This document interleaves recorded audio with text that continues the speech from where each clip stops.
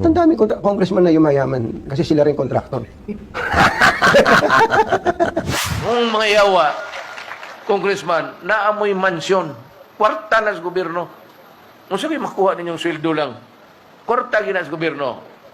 Karon ang pamaagi, kanang giingon nilang project, gikan nila kanang ilang project, paggawas pa lang ana sa printing office, naanay tag-iya ng mga project.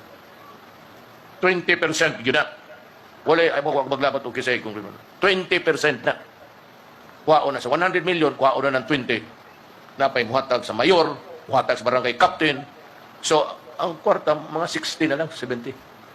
Muna mga proyekto sa gobyerno, di matapos kay kuwang na ang kwarta. Unang ipagtagaan po nila, kanang mga kontraktor nga laway lang.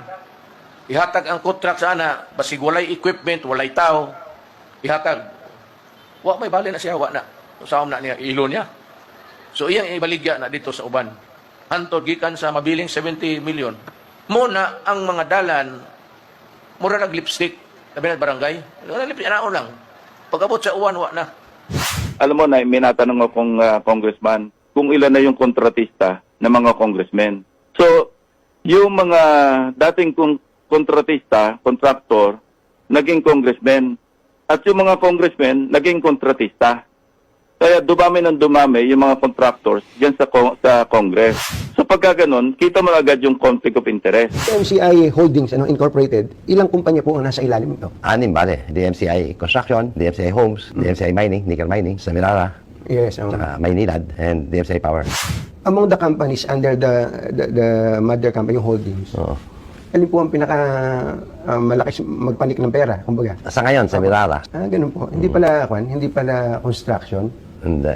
Huli ang construction. Huli ang construction. Ganun ba? Ba't ang daming congressman na yumayaman? Kasi sila rin kontraktor. Hindi ako nagsabi niya. Pakaswerte ko po dahil nandito po ako sa isang opisina na ang may-ari po ay masasabi nating isa sa pinakamagaling na negosyante dito po sa ating bansa. Ang tawag po sa kanya ay Construction Prince. May-ari po ng isa sa pinakamalaking kumpanya o korporasyon sa ating bansa na may interes sa construction, sa minahan, at sa marami pang iba. Walang iba kundi si Mr.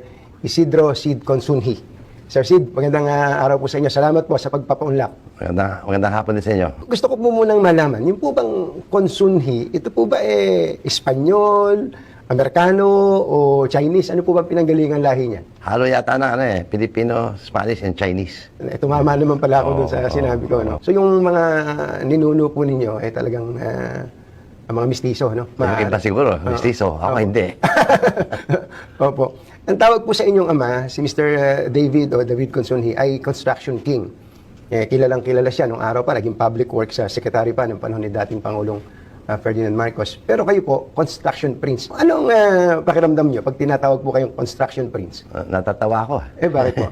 So, DMCI Holdings Incorporated, ilang kumpanya po ang nasa ilalim nito? 6, bale. DMCI Construction, DMCI Homes, DMCI Mining, Nickel Mining, Semirara, Yes. saka Maynilad, and DMCI Power. Alam niyo ba kung gaano karami empleyado nyo? Siguro mahigit kulang 33,000. 33,000. Pero ito po mga kumpanya na to, kayo din ang nakaupo sa board o pinamamahala nyo na sa iba? Sa board lang, hindi na ako presidente ng operating companies. Tagal na. Medyo may edad na ako Kaya naglilipat na ako ng responsibility sa mga mas bata. Yung pong mas bata, pamilya nyo rin? Yung iba? Yung iba? Yung iba hindi. Yung iba mga professional managers. Patay po ninyo, nagsilbi sa gabinete ng Pangulong Ferdinand Marcos dati. Kayo po ba hindi inalok ng posisyon nung anak ni Pangulong Bongbong Marcos? Hindi. Pero balita ko kayo doon nasa CCP board. May problema kayong cultural center nire-rehabilitate.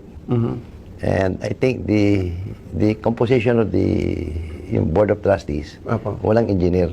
So pinakausapan ako, tulungan dahil medyo delayed yung kanilang yung pag-renovate. Opo. So sabi ko, okay, prepared to help. Sabi ko nga doon tanungin niyo ako sa mga sayaw, sa mga kanta. Hindi mo ako papakinabangan dyan. Pero tanungin mo ako kung paano ayusin yung building, baka makatulong kami. May mga naisip na ba, naisip na ba kayong mga disenyo para pagandahin yung disenyo o paraan? Very star-studded yung board. Sa mga PPP projects pa, meron po kayo? As contractor. As contractor, opo. Mga ilan po at ano po yan? Tumulong kami sa Tiplex. Yes. Yung Opo. ano yan, Tarlac to La Union. Tumulong kami dun sa Esitex. Subcontractor kami ng mga Japanese. Tumulong din kami sa Skyway. Subcontractor kami ng San Miguel. Tama po yung dinig ko na mas malaki na ang kita ngayon ng DMCI Homes kesa dun sa DM Oo. Construction. Totoo yan, totoo yan. Bakit po? Manipis ang margin ng construction eh. Ang homes developer eh. Opo. Pero mas malaki ang capital involved in the developer. Being a contractor, ang perang ginagamit mo, down payment ng may-ari eh. Most of the time. Pero pag nag-develop ka ng buildings, pera mo talaga ginagamit mo. Dahil ang bayad tayo ng tao, karamihan, 10 years to pay. Yes. Diba? Opo. Pero ang contractor, kayo din. Hindi, sarili ng DMCI Homes. May sarili siyang construction. people. Opo. Kasi paulit-ulit yung trabaho niya. Pare-pareho. Basta may butas yung building, sa amin yun. Among the companies under the mother company, yung holdings, Oo. alin po ang pinaka malaki magpanik ng pera, kumbaga? Sa ngayon, sa Mirara. Ganun po. Hindi pala construction. Hindi, huli ang construction. Ganun ba? Ba't ang daming congressman na yumayaman? Kasi sila rin contractor. Hindi ako nagsabi niya. Hindi po kayo pumapasok sa yung strictly na government project, alam ba, public roads o kaya ay public buildings, hindi na po kayo sumasali doon. Paminsan-minsan, masali kami. But generally, private construction. Private, opo. Hindi ba kayo nahingian? Nang, Na sumali kayo sa government project, SOP. wala kami trabaho sa gobyerno na nangangailangan ng SOP. Saan po mas magandang makipagtransaksyon? Sa gobyerno o sa privado? Sa experience ninyo? Private. Bakit po? Ang private, wala masyadong paperwork. Saka pwede mo kausapin informally, gobyerno. Isang cheque yata, 64 signatures ang kailangan para makarelease isang cheque, di ba? Sobrang dami po. Ang red tape, akala ko wala na eh. Dumadami regulasyon eh. Para magpatayo ka ng building, kailangan mo barangay clearance, kailangan mo yung sa Sangguniang Bayan. Sangguniang Bayan, Tapos, opo. mayor's Opo. permit, tapos kailangan mo pa yung kausapin yung mga neighborhood, Opo, di ba? Yung certificate of no objection. Kung ko po yan eh. Ngayon ramdam na ramdam ko eh. Meron lang ako isang maliit na ipapagawa eh. Isang taon na gumugulong yung papel hanggang ngayon, hindi pa tapos eh. Yung papel hanggang ngayon, hindi pa tapos eh. So yung Maynilad po, hindi ba malakas magpasok ka ng pera? Kasi tubig yan eh. Malaki din yung utang na Maynilad. Opo. Malaki Pati utang. ba yung utang eh binili nyo? Kasama yan pag bili mo. Palaki na palaki yung Malaki na malaki yung utang. Luma na yung mga tubo dyan eh. Opo. Some of them more than 100 years old. I think ang napalitan ng Maynilad, more than 5,000 kilometers ng tubo. Kung haba na, ano po. dami na. Pero hindi pa rin tapos. Walang katapusan eh. Dahil gawa ng bagong building, bagong mga subdivision. Opo. So, walang tigil yung paglilay ng pipe, kuha ng new water source, treatment ng wastewater. So hindi pa kayo kumikita dyan? Hindi kumikita, but I think last year they made what? A little bit more than 8 billion. Opo. Pero yung investment is more than 26 billion. Talo-talo, no? Hindi naman talo, kundi palaki yung uutangin mo Yung utang, para... opo. Kayo ba hindi nagsisisi na pumasok-pasok kayo sa tubig? Hindi naman. Dahil nung pumasok kami sa tubig more than 600,000 lang ang customers na Maynilad. Opo. In the period of 2007 hanggang ngayon, 14 years, Opo. 1.5, more than 1.5 million. More than That's 2.5 times na opo, ang opo. nasilbihan namin na tao. So, masarap na feeling na opo. gaya ng BF Homes. Ay, naku, ang tagal mo ng tubig. Tagal mo yun. ng tubig Opo. yan. Ngayon may tubig. Opo.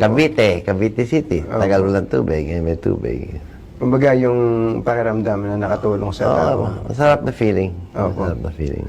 Yung po sa Merara, ano po ang nagtulak sa inyo para kunin yung isang lumpong kumpanya? Lumpo ho ang tingin namin dun eh. Nung kinuha nyo yan bleeding no?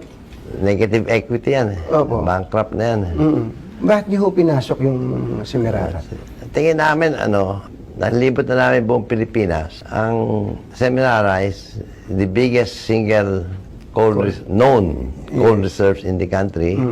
So, ang challenge is hindi hanapin yung coal, is to produce and make money.